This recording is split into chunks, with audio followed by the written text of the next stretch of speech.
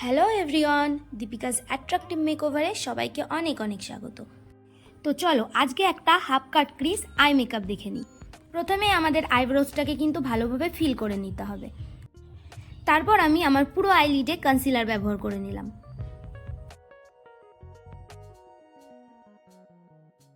এবার আমি কনসিলারটাকে beauty Blender দিয়ে ব্লেন্ড করে নিলাম। মারুন কালার আইশ্যাডো নিয়ে আমার আইলিডে 3 ডট করলাম।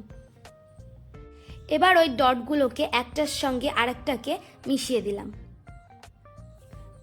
এই ডটগুলো কিন্তু দিতে হবে আইলিডের ক্রিজ লাইনে। এবার এই ক্রিজ লাইন বরাবর আমি ভালোভাবে আইশ্যাডোটাকে ব্লেন্ড করে দিলাম। ব্লেন্ডটা কিন্তু একটু সময় নিয়ে বেশ ভালোভাবে করতে হবে। প্রথম কালারটাকে ভালোভাবে ব্লেন্ড করার পর একটা হালকা কালার নিয়ে যেখানে আমি প্রথম কালারটা শেষ করেছিলাম ঠিক তার ওপরেই দ্বিতীয় কালারটাকে ব্লেন্ড করলাম। সেকেন্ড কালারটাকেও ভালোভাবে ব্লেন্ড করা হয়ে গেলে আমি থার্ড কালার ইয়েলো কালার এটা নিয়ে আমি যেখানে সেকেন্ড কালারটা শেষ করেছিলাম তার ওপরে ব্লেন্ড করে দেব। কালারগুলোকে একটার ওপরে আরেকটাকে এতটা সুন্দরভাবে ব্লেন্ড করতে হবে যাতে কোনো প্রকার হার্শ লাইন বোঝা না যায়। প্রত্যেকটা কালার ব্যবহার করার পর নিচেরটা একটু হালকা হয়ে যায়, সেই কারণে আমরা আবার আরেকবার প্রথম কালারটা যেখানে ব্যবহার করেছিলাম সেই জায়গাতে আরেকবার ব্যবহার করে নিলাম।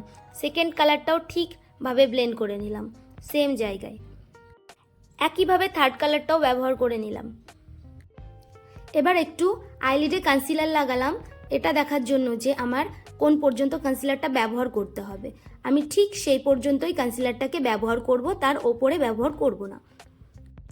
যেহেতু এটা half cut crease eye look, তো আমরা আইলিডের অর্ধেকটাতেই কনসিলারটাকে ব্যবহার করব এবং ভালোভাবে ব্লেন্ড করে দেব। কনসিলারটাকে কিন্তু যেভাবে সেভাবে লাগালে হবে না, আইলিডের শেপ অনুযায়ী লাগাতে হবে।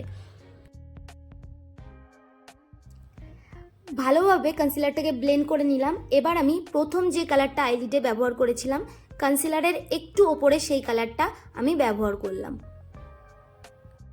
এবার আইলিডের মিডল পর্যন্ত হাইলাইটার অথবা গ্লিটার ব্যবহার করে নিতে হবে। এবার আইলিডের মিডিলে প্রথম কালারটাকে এবং হাইলাইটারটাকে ভালোভাবে স্মাচ করে নিলাম যাতে এখানে কোনো রকম লাইন বোঝা না যায়।